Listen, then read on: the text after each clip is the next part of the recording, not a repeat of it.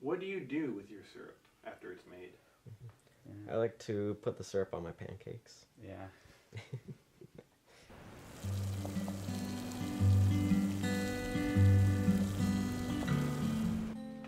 So my name is Emmett Foster, and this is my brother.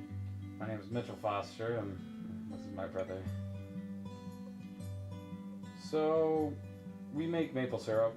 It's increasingly become more part of our spring routine, I suppose you'd call it, and you just kind of figuring out how the process works and what all goes into it.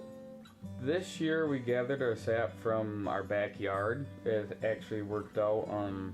Normally we have other land that we go to. This year though, we're fortunate enough to see that. So I think people think it's a lot easier than it is. It's the one thing about it is it's really time consuming, and people usually just go to the store. You know, if they get the fake stuff, they just don't think too much about it. Even if they get the organic from a farm, you don't really get a full understanding of how much work it is until you either see the process being done or you are part of the process. With making maple syrup too, a lot of people think that, or they're afraid that it harms the trees. And if it's done properly, it'll do no damage to the trees. The process of finding maple syrup really starts in the summer and fall months. The first thing we need to do is identify which trees are maple trees, and it's easier to do that when all the leaves are on them. During the maple syrup season, there are no leaves on the trees, so having all of the trees marked beforehand makes it a lot easier. The real season actually starts probably spring break, and that's when we go tap the trees, put the buckets on, and from there then we start collecting sap and boiling. Every year varies. It's just the time of the year and the weather is the main focus that you need to depend on. So the first step in the maple syrup process is finding the correct tree. It happened to be at our house where we had 5 or 6 trees that we could use, this being one of them. The thing about trees is you have to have the right size tree. And a 5-gallon bucket, that usually is about what you can tap. You don't want to go less than that. But you can go more. If you go more, you can put a couple taps on each tree. You want to be able to look at the leaves and see the shape of them, be able to tell they're maple leaves.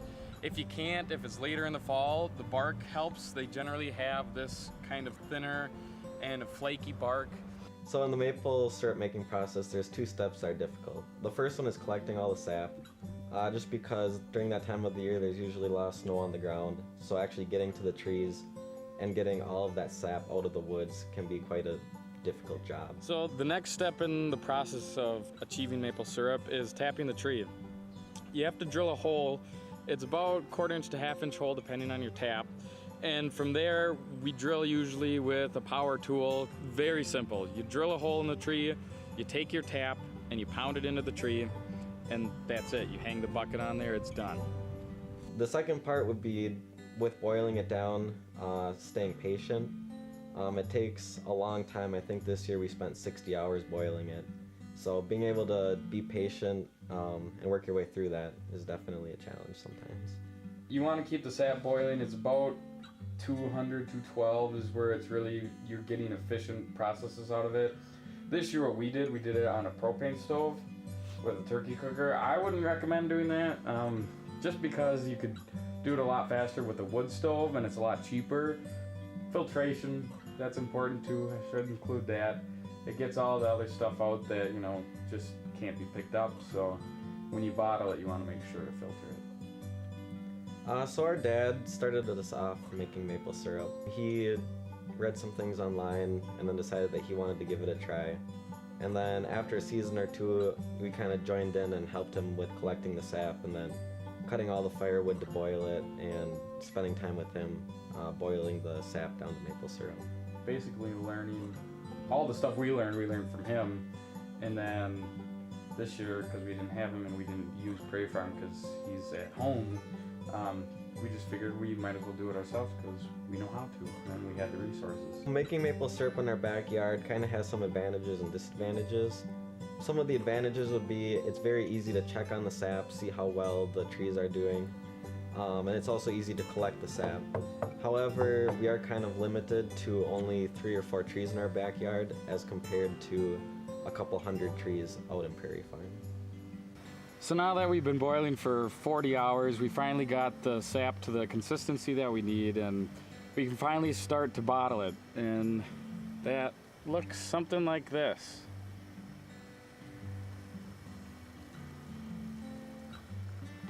This is the best part, because this is all your hard work. This is what you get. Maple syrup. The reason we make maple syrup, I mean, it comes down to tradition, I suppose, at this point, having our dad do that and start us off on it. It's also, I'd say, a sense of accomplishment that comes with that is, you know, you get to see the product that you made at the end. All that work goes to something. I think if you can understand that and appreciate that, you'll kind of gain more of an appreciation for maple syrup.